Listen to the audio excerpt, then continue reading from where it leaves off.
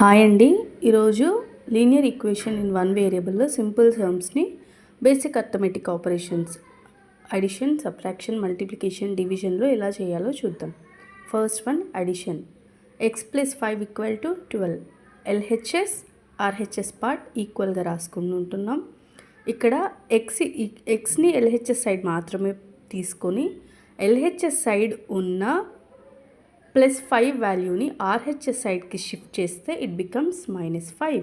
So 12 - 5 it is x = 7. Subtraction ఆపరేషన్లో కూడా same perform చేస్తున్నాం.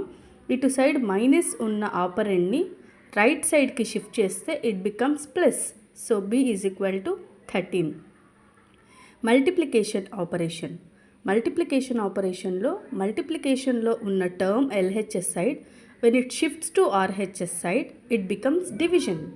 So x = ఇక్కడ మల్టిప్లికేషన్ పర్ఫామ్ చేస్తున్న 3 లెఫ్ట్ సైడ్కి వెళ్ళేసరికి it becomes division. So it is 18/3 it is 6. Division operation చేసేటప్పుడు LHS సైడ్ అండ్ RHS సైడ్లో LHS సైడ్ ఉన్న b డివైడెడ్ బై 5 = 3 రాసుకున్నాం కదా.